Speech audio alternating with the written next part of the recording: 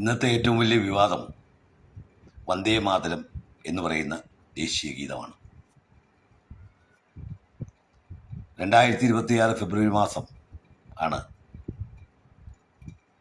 Prevention of insult to national honour act എന്ന് പറയുന്ന 1971 നിയമത്തിൽ ഒരു അമെൻമെൻറ്റ് കേന്ദ്ര പാർലമെൻറ്റ് പാസ്സാക്കിയത്. അതുപ്രകാരം ആക്ടിലെ സെക്ഷൻ 3 കേന്ദ്ര സർക്കാർ ഭേദഗതി വരുത്തി. അത് 2026 ഓഗസ്റ്റ് മാസം ഇന്ത്യയുടെ പ്രസിഡന്റ് അംഗീകാരം നൽകി.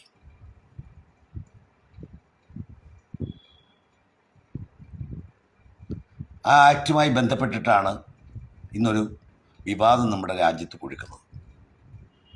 ഇവിടെ ഈ നിയമം നിലനിൽക്കെ ഇന്ത്യയുടെ സ്വാതന്ത്ര്യദിനം ആഘോഷിച്ചെങ്കിൽ കേരള സർക്കാർ വന്ദേ മാതരം എന്ന ദേശീയ ഗീതം പാടുന്നതിൽ നിന്നും ഒഴിവാക്കി.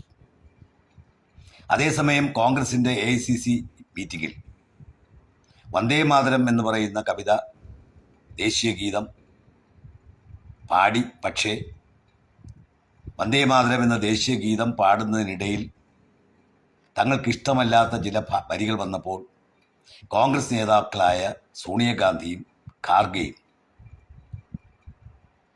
അത് തടയാൻ ശ്രമിച്ചു. ഈ രണ്ട് വിഷയങ്ങളും തമ്മിലുള്ള രണ്ട് വിഷയങ്ങളുടെയും ആഫ്റ്റർ എഫക്റ്റ് എന്താണ് എന്നാണ് ഈ വീഡിയോയിൽ പരിശോധിക്കാൻ ശ്രമിക്കുന്നത്. ഈ 2026 ഫെബ്രുവരി മാസം ഈ നിയമം ലോക്സഭയിൽ പാസ്സാക്കിയതിനു ശേഷം കേന്ദ്ര സർക്കാർ ഇതിനെ സംബന്ധിച്ചൊരു നാഷണൽ സോങ് പ്രോട്ടോക്കോൾ കൊണ്ടുവന്നു. ആ പ്രോട്ടോക്കോൾ പ്രകാരം ഓരോ സംസ്ഥാന ഗവൺമെൻറ്റും കേന്ദ്ര ഗവൺമെൻറ്റും എങ്ങനെയാണ് വന്ദേ മാതരത്തെ പാടേണ്ടതെന്നും ആദരിക്കേണ്ടതെന്നും ഏതൊക്കെ പൊതു ഫംഗ്ഷനുകളിൽ വന്ദേ മാതരം ചൊല്ലണമെന്നും ഒരു നാഷണൽ പ്രോട്ടോക്കോൾ കൊണ്ടുവന്നു. ആ പ്രോട്ടോക്കോൾ പ്രകാരം സ്വാതന്ത്ര്യ ചടങ്ങിൽ സംസ്ഥാന സർക്കാർ വന്ദേ മാതരം നിർബന്ധമായി പാടേണ്ടതായിരുന്നു. എന്നാൽ അത് ഒഴിവാക്കി. അതേസമയം ഈ പ്രോട്ടോക്കോൾ AICC പോലുള്ള ഓൾ ഇന്ത്യ കോൺഗ്രസ് കമ്മിറ്റിയുടെ ഓഫീസിൽ നടക്കുന്ന സ്വാതന്ത്ര്യദിന ചടങ്ങുമായി യാതൊരു ബന്ധവുമില്ല. കാരണം ആ പ്രോട്ടോക്കോൾ അവർക്ക് ബാധകമല്ല. അതൊരു ഭരണകൂട സ്ഥാപനമല്ല. അതേസമയം ഇവിടെ എന്താണ് കുറ്റകൃത്യം സംഭവിച്ചത് എന്ന് ഒന്ന് പരിശോധിച്ചാൽ സെക്ഷൻ 3 എന്താണ് എന്ന് മനസ്സിലാക്കണം. വന്ദേ മാതരത്തെ മനഃപൂർവ്വം ആലപിക്കുന്നത് തടസ്സപ്പെടുത്തുകയോ അല്ലെങ്കിൽ വന്ദേ മാതരം ആലപിക്കുന്നതിനിടയിൽ മനഃപൂർവ്വം തടസ്സം സൃഷ്ടിക്കുകയോ ചെയ്താൽ 3 വർഷത്തെ തടവും പിഴയും രണ്ടും കൂടിയോ ശിക്ഷ ലഭിക്കുന്ന ഒരു കുറ്റകൃത്യമായി മാറും. ഇവിടെ കേരള സർക്കാർ ചെയ്തെന്താണെന്ന് ചോദിച്ചാൽ അവർ മനഃപൂർവ്വം ദേശീയ ഗീതം സ്വാതന്ത്ര്യ ചടങ്ങുകളിൽ പാടുന്നതിൽ നിന്നും തടഞ്ഞു. അത് രണ്ട് നിലയിൽ കുറ്റകരമാണ്. ഒന്ന്, മനഃപൂർവ്വം തടസ്സപ്പെടുത്തി എന്ന് എങ്ങനെ ദേശീയ ഗീതം പാടാതിരിക്കുകയാണ് ചെയ്തത്. ആ പാടാതിരുന്നത് മനഃപൂർവ്വമായ ഒരു തടസ്സപ്പെടുത്തലാണ് എന്ന് ബോധ്യപ്പെട്ടാൽ അത് ഈ ആക്ടിൻ്റെ ലംഘനവുമാകും, അതുപോലെ തന്നെ പ്രോട്ടോക്കോൾ ലംഘനവുമാകും. ഇനി AICC നടന്ന സംഭവം എന്താണെന്ന് വെച്ചാൽ അവിടെ പ്രോട്ടോക്കോൾ ലംഘനം വരുന്നില്ല. അതേസമയം AICC ഓഫീസിലെന്നല്ല, ഇന്ത്യയിൽ ഏത് ഭാഗത്തും ഇന്ത്യയുടെ സ്വാതന്ത്ര്യ ചടങ്ങിലോ അല്ലെങ്കിൽ റിപ്പബ്ലിക് ഡേ ചടങ്ങിലോ അല്ലെങ്കിൽ അതുപോലെയുള്ള ബന്ധപ്പെട്ട ചടങ്ങുകളിൽ അതുമായി ബന്ധപ്പെട്ടുള്ള സ്വകാര്യ ചടങ്ങുകളിൽ എവിടെയായിക്കോട്ടെ അവിടെ ഇത്തരം നമ്മുടെ ദേശീയ ഗീതം ആലപിക്കുമ്പോൾ അത് തടസ്സപ്പെടുത്തിയാൽ ഈ നിയമപ്രകാരം കുറ്റകരമാണ്. അവിടെ AICCയിൽ ഈ ദേശീയ ഗീതം പാടുന്ന സമയം പാടിക്കൊണ്ടിരിക്കെ തങ്ങൾക്കിഷ്ടമല്ലാത്ത ചില വരികളെത്തിയപ്പോൾ സോണിയാഗാന്ധിയും ഖർഗെയും രാഹുൽ ഗാന്ധിയുടെയും ശരീരത്തെയും, പ്രത്യേകിച്ചും സോണിയാഗാന്ധി തടസ്സപ്പെടുത്തുന്ന കാണാൻ അവരുടെ അംഗവിക്ഷേപങ്ങളും അവരുടെ ശരീരഭാഷയും മുഴുവൻ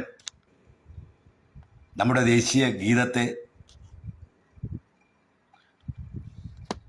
ഗീതത്തിന് അനാദരവ് കൊടുക്കുന്ന വിധമായിരുന്നു.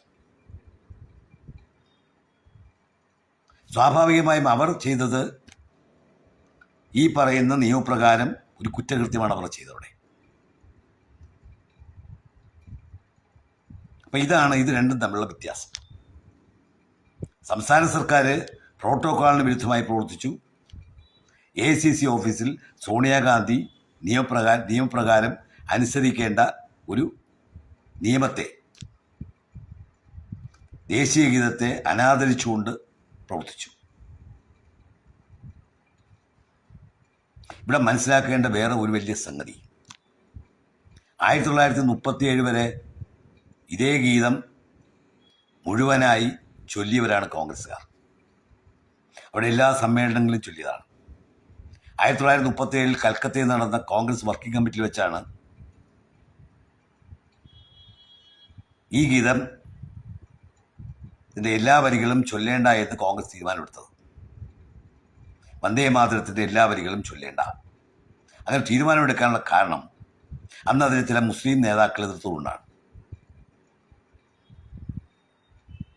പക്ഷെ അന്ന് കോൺഗ്രസിനറിയില്ല ഭാവിയിൽ ഈ പറയപ്പെടുന്ന നേതാക്കന്മാർ ഉൾപ്പെടെ, അതായത് അന്ന് ഇതിനെ ഈ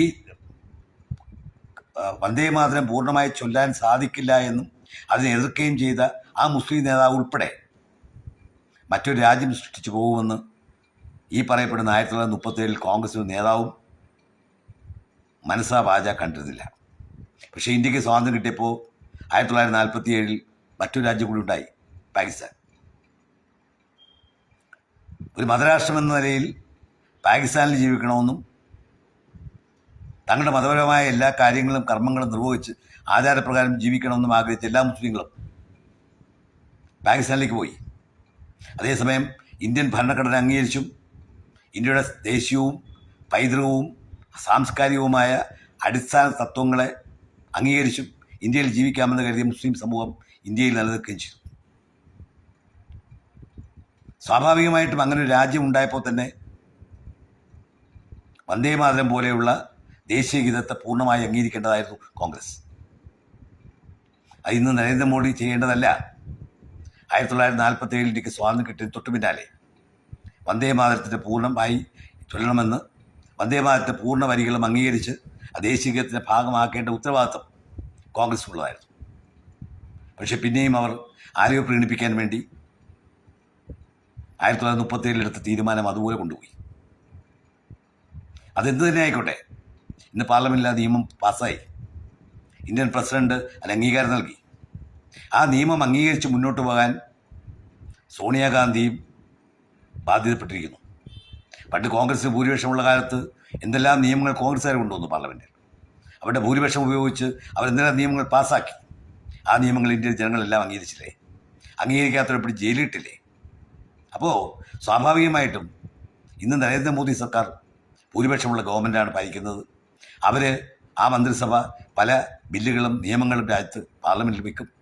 ആ നിയമങ്ങൾ പാർലമെൻറ്റിൽ ഭൂരിപക്ഷമുണ്ടെങ്കിൽ പാസ്സാക്കിയെടുക്കും. ആ എടുക്കുന്ന നിയമങ്ങൾ അത് പാസ്സാക്കാൻ ഭൂരിപക്ഷം നൽകിയവർക്കും അതിനെ എതിർത്തവർക്കും ഒക്കെ ബാധ്യതയുണ്ട്. ആ പാസ്സാക്കിയ നിയമങ്ങൾ അനുസരിച്ചില്ലെങ്കിൽ അവരെ ആ കുറ്റകൃത്യങ്ങളിൽപ്പെടുത്തി അവർക്കെതിരെ കേസെടുക്കേണ്ട ബാധ്യതയും സർക്കാരിനുണ്ട്.